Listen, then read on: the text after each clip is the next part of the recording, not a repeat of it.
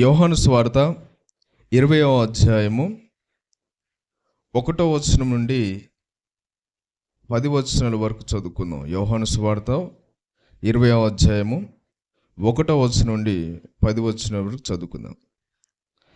ఆదివారంన ఇంకను చీకటిగా ఉన్నప్పుడు మగ్దలేని మరియ పెందలకాడ సమాధి యొద్దకు వచ్చి సమాధి మీద ఉండిన రాయి తీయబడి ఉండుట చూచెను. గనుక ఆమె పరిగెత్తుకొని సీమోను పేతురు వద్దకు, యేసు ప్రేమించిన ఆ మరి యొక్క శిష్యుని యొద్దకును వచ్చి, ప్రభువును సమాధి నుండి ఎత్తుకొని పోయిరి, ఆయనను ఎక్కడ ఉంచిరో ఎరుగమని చెప్పాను. కాబట్టి పేతురును ఆ శిష్యుడును బయలుదేరి సమాధి యొద్దకు వచ్చిరు. వారిద్దరును కూడి పరిగెత్తుచుండగా ఆ శిష్యుడు పేతురు కంటే త్వరగా పరిగెత్తి ముందుగా సమాధి యొద్దకు వచ్చి వంగి నారబట్టలు పడినట చూచెను గాని అతడు సమాధిలో ప్రవేశించలేదు. అంతట సీమోను పేతురు అతని వెంబడి వచ్చి సమాధిలో ప్రవేశించి నారబట్టలు పడియునుటయు ఆయన తల రుమాలు నారబట్టలు యొద్ద ఉండక వేరొక చోట చుట్టి పెట్టి ఉండుటయు చూచెను. అప్పుడు మొదట సమాధి యొద్దకు వచ్చిన ఆ శిష్యుడు లోపలికి పోయి చూచి నమ్మెను. ఆయన మృతులలో నుండి లేచుట అగత్యమను లేఖనము వారికింకను గ్రహింపరైరు. అంతటా ఆ శిష్యులు తిరిగి తమ వారి యొద్దకు వెళ్ళిపోయిరి. ఇక్కడ చదువుకున్న వాక్యములో మనం గమనిస్తే, ఈరోజు ఈస్టర్ సండే అంటే పునరుద్ధానము ఆరాధన. యేసుక్రీస్తు ప్రభువు ఆయన పునరుద్ధానుడైన దినము ఈరోజు. ఆయన శుక్రవారము సిలువ వేయబడి చనిపోతాడు. శుక్రవారం నుండి ఈ ఆదివారం వరకు 3వ రోజు, ఈ 3వ దినాన ఆయన సమాధి నుండి బయటికి వస్తాడు. అంటే సమాధి నుంచి ఆయన సజీవుడై పునరుద్ధానుడై ఈ దినాన లేస్తాడు. ఇది పునరుద్ధాన దినము అంటారు. అంటే యేసు ప్రభువు చనిపోయి తిరిగి లేచిన దినము. చూడండి, ఇది ఎంత గొప్ప దినం అంటే మానవులందరూ కూడా ఒక గొప్ప విజయం అన్నమాట. ఒక యేసు ప్రభు ఒక్కడే లేచి ఉన్నాడు, ఆయన గొప్పవాడు, ఆయన సజీవుడని కాదు, కానీ ఈ పాపిష్టులైన మనుషులందరి కోసం ఆయన చనిపోయి తిరిగి ఏ విధంగా పరిశుద్ధుడై సజీవుడై లేచినాడో అదే విధంగా ఆయన యందు విశ్వాసం ఉంచిన ప్రతి ఒక్కరు కూడా పాపంలో చనిపోయి తిరిగి లేచిన వారిగా ఉంటారు. ఈ దినము మనుషులందరూ కూడా ఒక గొప్ప విజయము. ఇది చాలా శ్రేష్టమైన దినము. పునరుద్ధానం అనేది లేకపోతే మనకు నిత్య జీవమే లేదు. ఒకసారి పౌలు కూడా అంటారు, చాలామంది అంటారు, కొంతమంది పునరుద్ధానం లేదని సద్దుకైలు పరిసయ్యులు శాస్త్రులు అంటారు. కానీ పౌలు ఏమంటారంటే, పునరుద్ధానం అనేది లేకపోతే, యేసుప్రభు పునరుద్ధానుడు కాకపోతే మేము ఇంత ప్రయాసపడి ఏం ప్రయోజనము? ఇంత కష్టపడుతున్నది దేనికోసము? ఇంతగా శ్రమపడి, కష్టపడి, బాధ, దుఃఖము, అవమానాలు, నిందలు, కష్టాలు ఎదుర్కొంటూ ఇంత స్వార్థ ప్రకటిస్తున్నది ఎందుకు? మా విశ్వాసమే వ్యర్థం కదా. పునరుద్ధానం అనేది జరిగింది. పునరుద్ధానం అనేది అది వాస్తవము. దానికి మేమే సాక్షులమని యేసుప్రభు శిష్యులు అంటారు. పునరుద్ధానము లేకపోతే మన విశ్వాసం వ్యర్థము. అందుకని పునరుద్ధానము చూడండి, ఆయన సమాధిలోనే ఉంటే ఇంకా ఈ లోకస్తుల లెక్కనే ఆయన కూడా ఒక సామాన్య మనిషిగా ఉండేవాడు. కానీ ఆయన మనిషి కాదు, ఆయన దేవుడు. పాపుల కోసం వచ్చినాడు, పాపుల కోసం చనిపోయినాడు, వాళ్ళని బ్రతికించడానికి ఆయన తిరిగి బ్రతికినాడు. ఆయన ఈరోజు పునరుద్ధానుడు అయినాడు కాబట్టే ప్రతి మనిషికి కూడా ఇక నిత్య జీవం అనేది దొరికింది. మనం చనిపోవాల్సింది, ఆయన చనిపోయినాడు. ఆయనతో పాటు మనల్ని బ్రతికించినాడు ఈరోజు. కాబట్టి మన విశ్వాసం ఇక దృఢంగా ఉంటుంది. ఆయన ఒక్కడే లేచినాడు. ఈ ప్రపంచంలో చనిపోయి తిరిగి లేచింది ఎవరంటే కేవలము ఒక యేసు ప్రభు తప్ప ఎవ్వరు కూడా లేరు. ఈ లోకంలో ఎంతోమంది చనిపోయినారు, ఎంతోమంది సమాధి చేయబడ్డారు. ఆదాము మొదలుకొని ఇప్పటి వరకు కూడా ఎన్నో కోట్ల మంది చనిపోయినారు. మనుషులు జన్మించి చనిపోయినారు. గొప్ప గొప్ప మేధావులు, జ్ఞానవంతులు, ధనవంతులు, బలవంతులు చనిపోయినారు. కానీ ఒక్కరు కూడా మరలా తిరిగి లేవలేదు. లేస్తామని చెప్పిన వాళ్ళు కూడా ఇప్పటి వరకు కూడా లేవలేదు. కానీ యేసుక్రీస్తు ప్రభు మాత్రము లేఖనములలో చెప్పినట్లు, అంటే యేసు ప్రభు శిష్యులకు మొదటిగానే చెప్పినాడు. ఆయన చెప్పడమే కాదు, ఎప్పుడో మోషే ధర్మశాస్త్రంలోనే రాయబడింది, ప్రవక్తల గ్రంథాలలో రాయబడ్డాయి, కీర్తనలు రాయబడ్డది, ఆయన తిరిగి లేస్తాడు వచ్చి అని లేఖనములలో రాయబడ్డాయి. యేసు ప్రభు ఉన్నప్పుడు ఆయన శిష్యులకు కూడా చెప్పినాడు, నేను చనిపోయి 3వ దినాన లేస్తాను అన్నట్టునే ఆయన ఖచ్చితంగా శుక్రవారం చనిపోయి ఈరోజు ఆదివారం, ఈ ఆదివారం దినాన ఆయన లేచినాడు. చూడండి ఎంత గొప్ప దేవుడు. లేస్తా అన్నాడు, లేచినాడు. ఈరోజు చాలామంది ప్రపంచంలో ఉన్న వాళ్ళు కూడా అలాగనే అన్నారు, మేము చనిపోయిన తర్వాత లేస్తామో, మా సమాధి దగ్గర ఉండి కనిపెట్టుకొని చూడండి మేము బ్రతుకుతాం మరలా అని చాలామంది మాట్లాడారు. కానీ ఎవ్వరు కూడా లేవలేదు. ఎక్కడ కూడా చరిత్ర లేదు. కానీ యేసు ప్రభు మాత్రము ఆయన చనిపోయి తిరిగి లేచి పరలోకానికి వెళ్ళాడు. ఆయన దేవునికి స్తోత్రం. ఆయన గొప్ప దేవుడు, ఆయన నమ్మదగిన దేవుడు, చెప్పినట్టే లేచినాడు. సజీవుడైన దేవుడు, ఆయనకు సర్వాధికారం ఉన్నది, ఏది బంధించలేదు ఆయనని.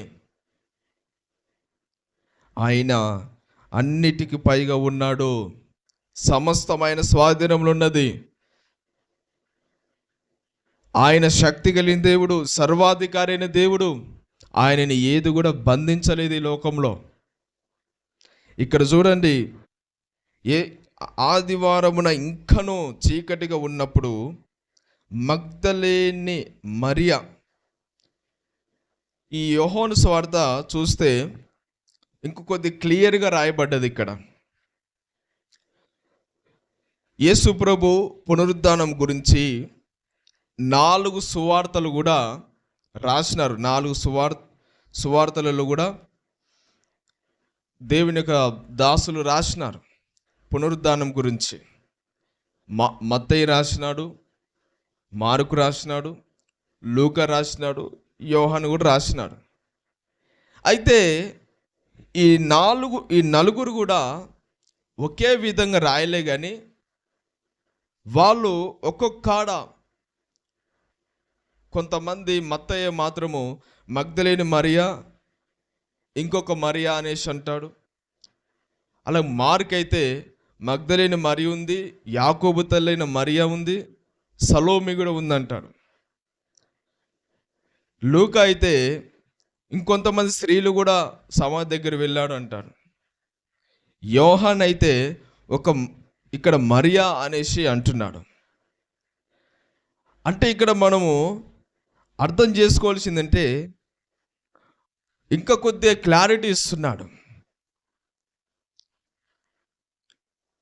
ఇక్కడ మరియతో పాటు ఇంకొంతమంది కూడా వెళ్ళారు, కానీ ఇక్కడ మరియ పేరు మాత్రమే రాస్తున్నారు. ఒక్కొక్కరు ఒక్కొక్క విధంగా రాసినారు పరిశుద్ధాత్మ ప్రేరేపణ బట్టి. చూడండి, ఆదివారమున ఇంకను చీకటిగా ఉన్నప్పుడు, ఎప్పుడంట చీకటిగా ఉన్నది, తెల్లారలేదు, ఇంకా సుమారుగా మనం అనుకోవచ్చు 4-4:30 ఆ టైంకే కదా, 5. ఇక 5 అయిన తర్వాత ఏమైందంటే కొద్దిగా వెలుతురు వస్తూనే ఉంటుంది. అంటే 4 నుండి 5-5:30 మధ్యలో ఆ సమయంలో కావచ్చు, ఆ సమయంలో చీకటిగా ఉన్నప్పుడు సమాధి వద్దకు వెళ్ళినారు. మరియా, ఇంకొక మరియా, సలోమి, వీళ్ళందరూ కూడా వెళ్ళారు. ఎందుకు వెళ్ళారంటే సుగంధ ద్రవ్యం పోయడానికి వెళ్ళారు. యేసు ప్రభు లేస్తాడు ఆయన చూడడానికి అని కాదు వెళ్ళింది. వీళ్ళు ఇంకా భ్రమలోనే ఉన్నారు. ఎన్నిసార్లు యేసు ప్రభు చెప్పినా కూడా వీళ్ళు ఇంకా నమ్మకుండా, చనిపోయి తిరిగి లేస్తానని ఎన్నిసార్లు చెప్పినా కూడా ఇంకా నమ్మలే. వాళ్ళు అందమత్తులుగా ఉన్నారు. వీళ్ళు కేవలము సుగంధ ద్రవ్యం పోయడానికి మాత్రం వెళ్తున్నారు. కానీ యేసు ప్రభు లేస్తారని చెప్పాడు కదా, ఆయన కోసం వెళ్తున్నామని వెళ్ళలేదు. అక్కడ వెళ్ళినారు, చీకటిగా వెళ్ళినారు, చీకటితోనే వెళ్ళినారు, పెందల కడని వెళ్ళినారు. సమాధి వద్దకు వచ్చి సమాధి మీద ఉండిన రాయి తీయబడి ఉంటా చూచాను. వీళ్ళు పోయేసరికి ఆ సమాధికున్న రాయి తీసేశారు, ఎవరో తీసేశారు అని వీళ్ళు అనుకుంటున్నారు. యేసుప్రభు సమాధి ఎలాంటిదంటే ఒక కొండకి దాన్ని చెక్కినారు. అది ఒక ఆయన తవ్వించుకున్నాడు, ఆయన కోసమని తవ్వించుకున్నాడు. కానీ యేసుప్రభుని సమాధి పెట్టడానికి ఆయన ఇచ్చేశాడు. అయితే ఆ సమాధిలో యేసుప్రభుని పెట్టినప్పుడు ఆ సమాధి దగ్గరికి వీళ్ళు వెళ్ళి చూస్తే సమాధి రాయి లేదు. సమాధి రాయి తీసింది, పక్కన పెట్టింది. అది చాలా పెద్ద రాయి. అంత పెద్ద రాయిని ఎవరో తీశారు. అక్కడ తీసిన తర్వాత గనుక ఆమె పరిగెత్తుకొని సీమోను పేతురు వద్దకు, యేసు ప్రేమించిన ఆ మరి యొక్క శిష్యుని వద్దకు వచ్చి ప్రభు సమాధిలో ఉండి ఎత్తుకొని పోయిరి, ఆయన ఎక్కడ ఉంచరో ఎరగమని చెప్పాను. ఇక ఈ మగ్దలేని మరియా వీళ్ళు ఏం చేస్తున్నారంటే, స్త్రీలందరూ కూడా ఏం చేస్తున్నారంటే వెంటనే పేతురు దగ్గరికి, ఆ శిష్యుల దగ్గరికి వెళ్ళి, పేతురికి ఇక్కడ యేసు ప్రేమించిన శిష్యుడు అంటే యోహాను అన్నమాట. ఎవరు? యోహాను. ఈ యోహాను యేసు ప్రభుకి చాలా దగ్గరగా ఉండేవాడు. అందుకని ఇక్కడ యేసు ప్రేమించిన శిష్యుడు అంటున్నాడు. యేసు ప్రభు ఆయన తల్లిని ఎవరికి అప్పగిస్తాడంటే యోహానికి అప్పగిస్తాడు. అంతేకాకుండా శిలువ దగ్గరనే ఉన్నాడు.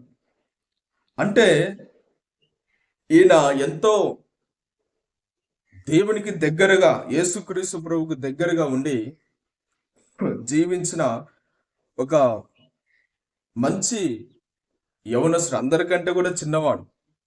ఈ యోహాను మిగతా శిష్యుల వాళ్ళందరికంటే కూడా చిన్నవాడు. అందుకని యేసు ప్రేమించిన శిష్యుడు. ఈ యోహాను సువార్త రాసింది కూడా ఆయనే, యోహాను పత్రికలు రాసింది ఆయనే. ఆయన పేతురు ఇద్దరు కూడా సమాధి దగ్గరికి పరిగెత్తుకుంటూ వెళ్ళారు. పరిగెత్తుకుంటూ వెళ్ళి ఈ యోహాన్ అంటే ఇంకెక్కువ పరిగెత్తినారంట. ఇద్దరు ఒకసారి పరిగెత్తున్నారు. ఈ యోహాన్ అయితే ఇంకెక్కువ స్పీడ్ పరిగెత్తినాడు. పేతురు కంటే ఇంకెక్కువ స్పీడ్ పరిగెత్తి ఆ సమాధి దగ్గర పోయి చూసినారంట. సమాధి దగ్గర పోయింది కానీ లోపల పోలే. సమాధి దగ్గర పోయి ఆ సమాధి దగ్గర లోపల అట్లా చూసినాడు. అక్కడ యేసుప్రభు కట్టిన గుడ్డలు పక్కన పెట్టున్నాయి, కానీ యేసుప్రభు లేడు. ఇంకా ఆయన చూసి ఇటు వచ్చాడు. వెంటనే పేతురు కూడా వచ్చాడు. ఆయన మాత్రం సమాధి లోపలికి వెళ్ళాడంట. సమాధి లోపలికి వెళ్ళి అక్కడ ఆయన యేసుప్రభు చుట్టిన గుడ్డలు కానీ తల రూమాలు కానీ అక్కడ చుట్టబడి ఉన్నాయంట. చూడండి, వీళ్ళు మాత్రము ఇద్దరు చూసినారు. సమాధిలో యేసుప్రభు లేడు, కేవలం ఆయన రూమాలు ఆయన చుట్టిన గుడ్డలు మాత్రమే ఉన్నాయి అని వీళ్ళు ఏం చేస్తున్నారంటే చూసి ఇంక వచ్చేస్తున్నారు ఇంటికి. ఇక్కడ చూడండి, అంతటా సీమోను పేతురు అతని వెంబడి వచ్చి సమాధిలో ప్రవేశించి నారబట్టలు పడి ఉంటాయో ఆయన తల రూమాలు నారబట్టల యొద్ద ఉండక వేరుగా ఒక చోట చుట్టి చూచాను. అప్పుడు మొదట సమాధి యొద్దకు వచ్చిన ఆ శిష్యుడు లోపలికి పోయి చూచి నమ్మెను. ఆయన మృతుల నుండి లేచుట అగత్యమును లేఖనము వారింకను గ్రహింపరైరి. అంతటా ఆ శిష్యులు తిరిగి తమ వారి ఎందుకు వెళ్ళిపోయారు. వాళ్ళు చూశారు, యేసుప్రభు లేడు, ఆయన బట్టలు మాత్రమే ఉన్నవి, ఆయన లేడు అనేసి ఇది ఏమైందో ఏమో అని ఆశ్చర్యపడి ఇక వాళ్ళు ఏం చేస్తున్నారంటే వెళ్ళిపోయినారు. సమాధి దగ్గరికి వచ్చి చూసి వెళ్ళిపోయినారు. ఎవరైనా కూడా ఏం చేస్తారండి, అరే యేసుప్రభు మన ప్రభు లేడేంటి, ఎక్కడికి పోయాడు, ఎవరైనా తీసుకొని పోయారా? ఇప్పుడు వారు లేఖనాలు ఇంకా గ్రహించలేని స్థితిలో ఉన్నారు. యేసుప్రభు ఎన్నిసార్లు చెప్పినా కూడా, లేఖనాలలో ప్రవక్తలు రాసినా కూడా ఇంకా నమ్మకుండా ఉన్నారు ఆయన సజీవుడై లేస్తాడని. నమ్మకుండా ఉన్నాక కూడా మరి ఈయన లేడు సమాధిలో, మరి ఎక్కడ వెళ్ళాడు, ఎవరైనా తీసుకొని పోయారా, ఏమన్నా అయిందని ఆలోచించాలి కదా. అవన్నీ ఏం లేదు, వచ్చిరు చూసిరు లేడు అనేసి ఇక వెళ్ళిపోయారు ఇంటికి. వీళ్ళ వెనకాలనే మరలా మరియ కూడా వచ్చింది. ఎవరు వచ్చారు? మరియ కూడా వచ్చింది మరలా. వీరి వెనకాలనే ఉరికొచ్చింది మళ్ళా. ఉరికొచ్చి అయితే మరియ సమాధి బయట నిలిచి ఏడ్చుచుండెను. ఆమె ఏడ్చు సమాధిలో వంగి చూడగా తెల్లని వస్త్రములు ధరించిన ఇద్దరు దేవదూతలు యేసు దేహము ఉంచబడిన స్థలంలో తల వైపున ఒకడును కాళ్ళ వైపున ఒకడును కూర్చుని కనబడెను. ఇక్కడ ఈ పేతురు యోహాను వెనకాల ఈమె కూడా వచ్చింది మరలా. వచ్చిన తర్వాత వాళ్ళు వెళ్ళిపోయినారు పేతురు యోహాను. ఈమె మాత్రము వెళ్ళట్లే. ఇక వెళ్ళకుండా ఏం చేస్తుందంటే అక్కడనే కూర్చొని ఏడుస్తుంది. నా ప్రభు ఎక్కడ పోయిండు, నా ప్రభు ఎవరు దెంకపోయిరు, ఆయన ఎక్కడ పోయిండు అనేసి ఈమె ఏం చేస్తుందంటే సమాధి దగ్గర కూర్చొని ఏడుస్తుందాం. అలా ఏడుస్తున్నప్పుడు వెంటనే అక్కడ ఒక ఇద్దరు దేవదూతలు కనబడ్డారు. దేవదూతలు కనబడి ఏమంటున్నారంటే, వారు అమ్మా ఎందుకు ఏడుస్తున్నావు నువ్వు ఆమెను అడగా ఆమె నా ప్రభుని ఎవరో ఎత్తుకొని పోయిరి, ఆయనను ఎక్కడ ఉంచురు నాకు తెలియదని చెప్పాను. వాళ్ళు అంటున్నారు, ఎందుకు ఏడుస్తున్నావు నువ్వు, ఏం బాధ కలిగింది నీకు, ఎందుకు ఇక్కడ కూర్చొని ఏడుస్తున్నావు అని ఆ రెండు దూతలు కూడా అడుగుతుంది. అప్పుడు ఆమె ఏమంటుందంటే, నా ప్రభువును ఎవరో ఎత్తుకోపోయిరు, ఎవరు ఎత్తుకోపోయారో కూడా నాకు తెలియదు. చూడండి, అందుకని ఆడోళ్ళకి ఎంతో సహనం ఉంటుంది. పేతురు యోహానేమో వాళ్ళు చూసినారు వెళ్ళిపోయినారు, కానీ స్త్రీ మాత్రము సహనముతో ఏం చేస్తుంది, అక్కడే కూర్చొని నా ప్రభువుని ఎవరు ఎత్తుకుపోయినారు అనేసి ఆమె ఏడుస్తూ ఉన్నది. ఆమె ఏడుపును చూసిన దేవుడు ఏం చేసిండు, ఒక దూతల్ని అక్కడే ఉంచినాడు. ఆ దూతల ద్వారా మాట్లాడుతున్నాడు. ఎందుకు ఏడుస్తున్నావు నువ్వు అనేసి అన్నప్పుడు ఆమె అంటుంది, నా ప్రభువుని ఎవరో ఎత్తుకొని పోయిరి, ఆయన ఎక్కడ ఉంచిరో నాకు తెలియదని చెప్తుంది. ఆమె ఈ మాట చెప్పి వెనుకతటి తిరిగి యేసు నిలుచునుట చూచని గాని ఆయన యేసు అని గుర్తుపట్టలేదు. ఆమె ఏం చేస్తుందంటే, యేసు ప్రభు పక్కనే ఉండు, ఈ దేవదూతలు ఆనే మాట్లాడుతున్నారు, ఎందుకు ఏడుస్తున్నావు మనం అంటే, నా ప్రభుని ఎవరో ఎత్తుకుపోయినారు, ఎక్కడ పెట్టినారు తెలియదు అంట. ఆ పక్కనే యేసు ప్రభు కూడా ఉన్నాడు. అంటే ఆమె చూడండి, ఆమెలో ఉన్న ఆశ, ఎంత ఆశ ఉందంటే, యేసు ప్రభు కనపడేంత వరకు, యేసు ప్రభు దొరికేంత వరకు ఆమె ఏడుస్తా ఉంది. ఆ సమాధి దగ్గర కూర్చొని బాధపడతా ఉంది. ఆ బాధను చూసిన దేవుడు ఏం చేసినాడు, అక్కడే ఆసీనుడై కనపడ్డంట, ఆ వెనకాలే ఉన్నాడంట. యేసు, అమ్మా ఎందుకు ఏడుస్తున్నావు, ఎవరిని వెతుకుతున్నావు అని ఆమెను అడగా ఆయన తోటమాలు అనుకొని, అయ్యా నీవు ఆయనను మోసుకొని పోయినట్లా ఆయన ఎక్కడ ఉంచుతావో నాతో చెప్పు, నేను ఆయన ఎత్తుకొని పోదనని చెప్పాను. సో యేసు ప్రభు కూడా అడుగుతున్నాడు. ఆమెలో ఉన్న బాధ, ఆశ, ఆసక్తిని చూసి యేసు ప్రభు కూడా ఏం చేస్తున్నాడంటే, అమ్మా ఎందుకు ఏడుస్తున్నావు నువ్వు, ఏం బాధ కలిగింది, ఏ ఇబ్బంది కలిగింది, ఎందుకు అంత బాధపడి ఏడుస్తున్నావు అంటే ఆమె అంటుంది, యేసు ప్రభు అంటే యేసు ప్రభు అని గుర్తుపడతలే. ఫస్ట్ మాట్లాడిన దేవదూతలు, రెండోసారిగా యేసు ప్రభు అక్కడనే ఉన్నాడు, ఆయన కూడా మాట్లాడుతున్నాడు. ఆయన కూడా అంటున్నాడు, నువ్వు ఎందుకు ఏడుస్తున్నావు అమ్మా అని అన్నప్పుడు ఆమె అంటుంది, నా ప్రభుని ఎవరు, ఆయన తోటమాల అనుకుందంట. ఏమనుకుంది, ఈ ఆయన సమాధి చేసిన స్థలము ఒక తోట, అది ఆ తోటమాల అనుకొని ఆమె ఏం చేస్తుంది, నా ప్రభుని ఎవరో ఎత్తుకుపోయారు. ఇక్కడ ఏమంటుందంటే, తోటమాల అనుకొని, అయ్యా నీవు ఆయన మోసుకొని పోయిన నెల.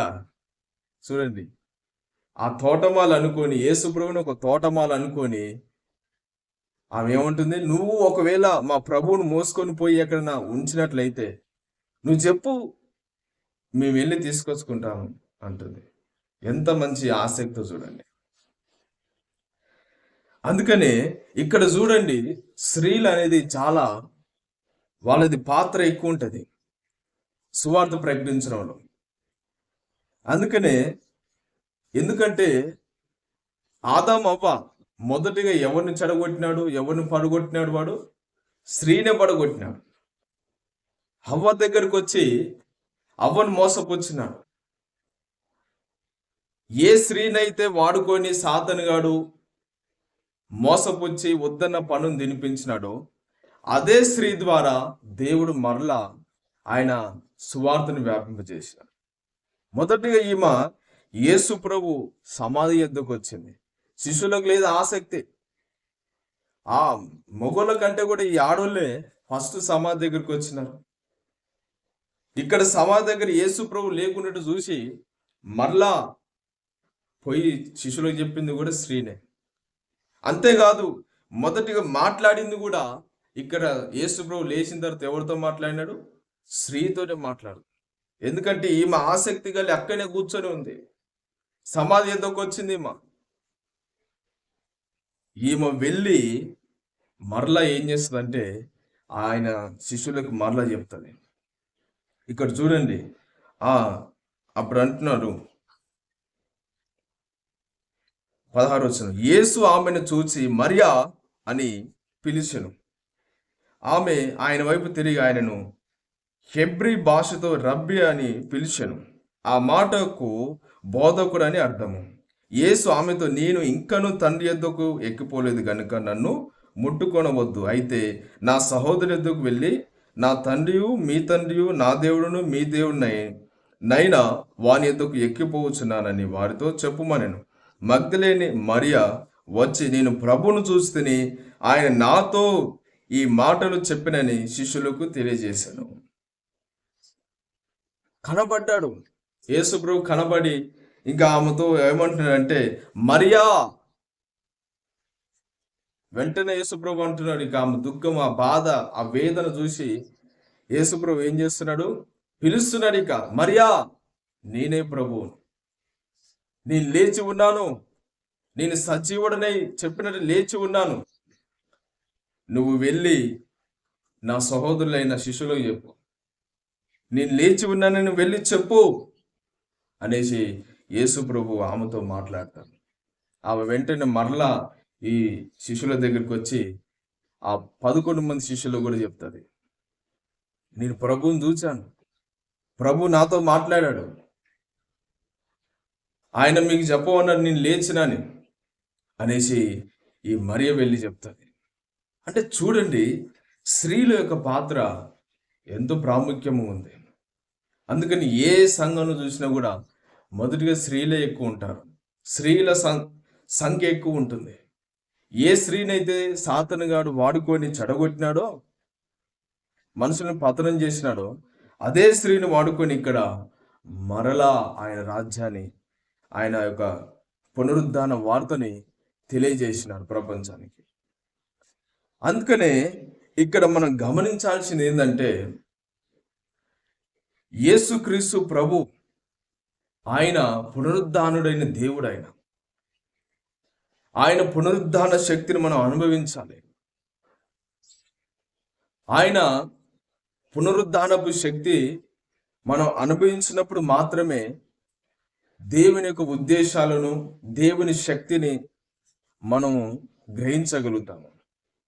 ఒకవేళ పునరుద్ధానం అనేది తెలవకపోతే, పునరుద్ధానం గురించి నీకు ఏ అవగాహన లేకపోతే, నీవు ఇంకా పాపంలోనే ఉన్నట్లు. ఎందుకంటే దేవుని నమ్ముకున్న కొత్తలో ఎందుకు దేవుని నమ్ముకున్నావు అంటే అప్పులు, రోగాలు, నొప్పులు పోవడానికి కాదు. ఎందుకు దేవుని నమ్ముకున్నావు అంటే నా రోగాల కోసం వచ్చాను, ఆ బాధల కోసం వచ్చాను, అవన్నీ తీరినాయని కాదు. నీకు పునరుద్ధానపు శక్తి కావాలి. ఏ శక్తి? పునరుద్ధానపు శక్తి. అందుకనే పౌలు అంటాడు, పునరుద్ధానపు శక్తిని ఎరుగు నిమిత్తము. ఫిలిప్పీ రాష్ట్ర పత్రిక 3వ అధ్యాయం 10-11 అంటాడు, పునరుద్ధానపు శక్తి ఎరిగి ఉండాలి మనం. అది శ్రేష్టమైనది. ఒక ప్రతి క్రైస్తవుడు కూడా ఇది తెలుసుకోవాలి. ఇది చాలా శక్తివంతమైంది. ఈ పునరుద్ధానపు శక్తి మనం ఎరగకపోతే మన జీవితంలో మనం అపవాది చేతులు ఓడిపోయినట్లే.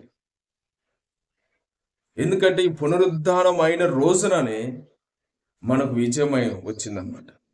మనం కూడా పాపం నుంచి బ్రతికిన వారంగా ఉన్నాము.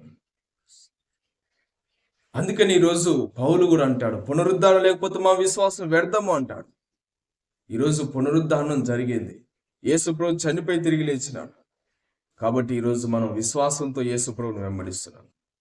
దేవుని నమ్ముకున్నాం. ఆయన లేవకపోతే మనం నమ్మేవారేనా? నమ్మేవారం కాము. ఆయన ఒకవేళ ఆయన సమాధిలోనే అందరికి ఇప్పటిదాకా కూడా ఉంటే అసలు యేసుప్రభుని నమ్మేటోళ్ళే కాదు, యేసుప్రభుని ఎవరు నమ్మకపోరు, అసలు పరలోకానికి మార్గం లేకపోను, ఇక ఇంకా నరకం పాతాళమే ఉండవు. అని ఆయన లేచాడు, పునరుద్ధానమే లేచాడు. కాబట్టి మనకు ఈరోజు పరలోకానికి మార్గం దొరికి మనం యేసుప్రభుని నమ్ముకున్నాం. ఈయనే మన పరలోకం చేర్చే దేవుడు, ఈయన మన పాపలు క్షమించే దేవుడు, ఈయన సజీవుడై తిరిగి లేచిన దేవుడని మనం నమ్ముకొని ఆయన దగ్గరికి వచ్చినాం. ఈ పునరుద్ధానం శక్తిని ఎరిగి ఉండాలి. ఇది తెలుసుకున్నప్పుడు మాత్రమే నిజంగా దేవుని లేఖనాలను కూడా ఎరిగి ఉంటాం. వాళ్ళ లేఖనాలు ఎరగలేక యేసుప్రభు లేస్తారని చెప్పినా కూడా ఇంకా ఎరగని స్థితిలో ఉన్నాడు. అదే పునరుద్ధానం శక్తిని ఎరిగి ఉంటే అవి గ్రహించేవాళ్ళు. అందుకనే పునరుద్ధానపు శక్తి ఎరగకపోతే అసలు దేవుని ఉద్దేశము, దేవుని ప్రేమ, దేవుని దయ, దేవుని కనికరం, దేవుని యొక్క ఉద్దేశాలు అవన్నీ మనం ఎరగలేము.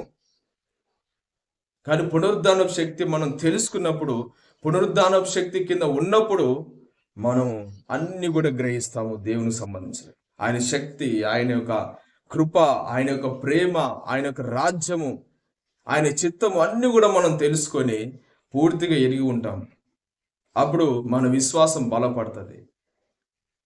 అందుకని ఈరోజు పునరుద్ధానపు బలం కలిగి ఉండాలి మనం. ఏదో అప్పుల కోసం, నొప్పుల కోసం వచ్చాను అవన్నీ తీరినాయని కాదు. నేను పునరుద్ధానపు శక్తి కావాలి నాకు. ఏ శక్తి? పునరుద్ధానపు శక్తి. అది మనకు నూతన బలం ఇస్తుంది, ఉజ్జీవాన్ని ఇస్తుంది. అందుకని పునరుద్ధానపు శక్తి కలిగి ఉండాలి. అందుకని యేసు ప్రభువు కూడా అంటాడు, నేనే పునరుద్ధానమును జీవమును అంటాడు. ఆయనే పునరుద్ధానము, జీవం ఆయనే. జీవం ఆయనలో ఉంది, ఆయన పునరుద్ధానుడు అయినాడు. అందరూ అంటారు, చాలా మంది ఆ యేసు ప్రభు ఏంది సాతాను ఓడించిండు, సమాధిని ఏంది మరణాన్ని ఓడించిండు, సమాధి నుంచి ఏంది ఇవన్నీ ఓడించడం ఏంది? సాతాను గాడు ఓడించడం ఏంది? మరణాన్ని ఓడించడం ఏంది? అంటే సాతాను గానికి యేసు ప్రభు గాని పూట లేదు. వాడు ఎంత సాతానుని కలిగించిందే ఎవరు? యేసు ప్రభు. ఆయనకి ఈయనకు పూట పెడతారేంది? వాడే తట్టుకోలేక ఓడిపోయాడు, వాని తలకే చితకు తొక్కబడ్డది. మరణము ఈయనను మింగలేకపోయింది. మరణము ప్రతి మనిషిని మింగివేసింది. అందుకనే అపొస్తలుల కార్యంలో పేతురు కూడా అంటాడు, మరణము ఆయన బంధించుట అసాధ్యము. మరణము ఆయనను బంధించుట అసాధ్యము. బంధించలేదు, మరణం బంధించలేదు, సాతానుగాడు బంధించలేడు, ఎవరు కూడా బంధించలేరు. ఆయన సజీవుడైన దేవుడు అండి. భూమిని ఆకాశంను కలిగించిన దేవుడు, ఈ సృష్టి యావత్తుని కలిగించిన దేవుడు, సర్వోన్నతుడైన దేవుడు. ఆకాశమైన సింహాసనం, భూమి ఆయన పాదపీఠము. ఆయన అనంత జ్ఞాని, యుగ యుగాలున్న దేవుడు, సర్వాధికారిని దేవుడు. ఈ లోకానికి, మనుషులకి, ఈ సృష్టికి అంతటికి అంతం ఉంటుంది, కానీ ఆయనకు అంతం లేదు. యుగ యుగాలున్న దేవుడు, ఆయన సర్వశక్తి కలిగిన దేవుడు. ఆయనను మరణం ఎట్లా బంధిస్తుంది? బంధించలేదు. మరణమే ఓడిపోయింది. ఆమేన్, హల్లెలూయా. మరణమే ఏమైపోయింది? ఓడిపోయింది. దానంతటా అదే ఓడిపోయింది. మరణమా ఓడిపో అన్నాడా? అనలే. దానంతటా అదే ఓడిపోయింది. లేఖనాలు చెప్పినట్టుగా ఆయన వచ్చాడు, లేఖనాల ప్రకారమే జీవించాడు, మరణించాడు, సమాప్తి చేశాడు, దేవుని పని సంపూర్ణం చేశాడు, సమాధి చేయబడ్డాడు, లేచాడు. ఇంకా ఇక్కడ మరణం ఏడుంది? పోటీ. మరణం లేదు, సాతాను గాడు లేడు. మరణం దానంతటా అది ఓడిపోయింది. సాతాను గాని తలకే చితకదొక్కబడ్డది. అంతేగాని మరణాన్ని గెలిచాడు, సాతాను గాని గెలిచాడు. అంటే సాతాను గాడు యేసు ప్రభువుని ఓడించేంత శక్తి ఉంది దానికి. అంటే మనుషులు ఎలా మాట్లాడుతుంటే యేసు ప్రభువుని ఒక చాలా తక్కువ సాతానుతో పూడి పెట్టద్దు ఎప్పుడైనా సరే. మన దేవుడు ఎంత గొప్పవాడో మనం ఎరిగి ఉండాలి. అప్పుడు మాత్రమే దేవుని గొప్ప కార్యం చూస్తాం. మరణం దానంతటా అది ఓడిపోయింది. ఆయన సజీవుడై లేచినాడు. ఆయన మరణం కాదు, ఎవ్వరు కూడా ఆయనను బంధించలేరు. ఇంకోటి ఏంటంటే ఆయన ఎక్కడ లేస్తాడో, లేదంటే ఆయన శిష్యులు ఏమైనా దెంకబోతారేమో అని ఈ పరిసయ్యులు, శాస్త్రులు ఏం చేశారంటే ఆయన సమాధికి గొలుసులు వేశారు. గొలుసులేసి అక్కడ అనేక మంది సైనికుని కాపుదలకు ఉంచినారు. ఎందుకంటే ఈయన ఒకవేళ లేస్తాడు అని చెప్పాడు కదా. మనం ఉన్నప్పుడు మనతోనే అన్నాడు, ఈయన లేస్తాను, 3వ దినం లేస్తాను అన్నాడు. కాబట్టి ఒకవేళ లేస్తాడేమో, లేవకపోయినా కూడా శిష్యులు వచ్చి తీసుకుపోయి లేచినని ప్రచారం చేస్తారేమో అనేసి వాళ్ళు ఈ పరిశీలి శాస్త్రులు ఏం చేసినారంటే యేసు ప్రభువు ఉన్న సమాధికి గొలుసులు వేశారు. గొలుసులు వేసి ఆ సమాధి రాయి గొలుసులు కట్టి అక్కడ అనేక మంది సైనికులు కాపుదలకు ఉంచినారు ఈ పరిశీలి శాస్త్రులు, యూదులు. కానీ ఏ గొలుసులు ఆపలేదు, ఏ సైనికులు ఆపలేదు, ఏ మరణం ఆపలేదు, ఏ సాతాను కూడా ఆపలేదు. అది వాక్యం ప్రకారం నెరవేరిందంతే. లేస్తా అన్నాడు, లేచిందంతే. ఇక ఎంత గొప్ప దేవుడు చూడండి మన దేవుడు. బంధించలేదు. మనుషులు బంధించవచ్చు. మరణము మనుషులను మింగివేస్తుంది. మరణము మనుషులు మింగివేయచ్చు, మనుషులను బంధించవచ్చు, కానీ యేసు ప్రభువుని మింగివేయలేదు, బంధించలేదు. అదే భయపడి ఓడిపోయింది. కానీ యేసు ప్రభు సజీవుడైన దేవుడు మరణం అనే భయాన్ని లేకుండా చేసినాడు, మరణం అనే ముళ్ళును విరిచినాడు. ఆయన సజీవుడై లేఖనముల ప్రకారమే ఆయన లేచినాడు. దేవుని చిత్త ప్రకారం జరిగినాడు. దేవుడు ఆయన లేపినాడు. పరలోకమందున దేవుడు యేసు ప్రభువుని ఏం చేసినాడు? లేపినాడు. అందుకే ఎఫెసీ రాసిన పత్రిక 2వ అధ్యాయంలో ఆయన క్రీస్తుతో పాటు మనల్ని జీవింపజేసినాడంట, బ్రతికించినాడు. మనం ఏం చేసినాడు? బ్రతికించినాడు, పాపం నుండి బ్రతికించినాడు. అందుకని ఈరోజు మనము ధన్యులము, దేవుణ్ణి నమ్మిన మనము ధన్యులము. ఇక మనం పాపం కింద లేము, బానిసత్వం కింద లేము, శాపం కింద లేము. మనము యేసుక్రీస్తు రెక్కల కిందకి, యేసు రక్తం కిందకి, పునరుద్ధానం శక్తి కిందకి వచ్చినాం. కాబట్టి ఈరోజు మనకి ఇక మరణం అనే భయమే లేకుండా పోయింది. ఎందుకంటే ఒకవేళ ఇంత మునుపు మరణం పొందితే ఇక డైరెక్ట్గా నరకానికి అనే భయం ఉండేది. కానీ ఇప్పుడు అలా లేదు. మనం చనిపోయినా కూడా మనకు ఒక నిరీక్షణ ఉంది. ఏంది? మనం పరలోకంలో చేర్చబడతాము, మళ్ళా యేసు ప్రభు వచ్చినప్పుడు పునరుద్ధానుడై మనం కూడా లేస్తాము అనే నిరీక్షణ ఉంది. కాబట్టి మనకి ఏ భయం కూడా లేదు. కాబట్టి ఈరోజు మనం గమనించాలి, యేసు ప్రభు ఆయన చనిపోయి తిరిగి 3వ దినం లేచినాడు. ఆయన సజీవుడైన దేవుడు, ఆయన సర్వాధికారి అయిన దేవుడు. కాబట్టి ఈ పునరుద్ధాన దినము మనం పునరుద్ధాన శక్తిని అనుభవించాలి. దేవునికి నమ్మకం ఉందాము. దేవుడు ఈ మాట దీవించి ఆశీర్వదించును గాక. ఆమేన్.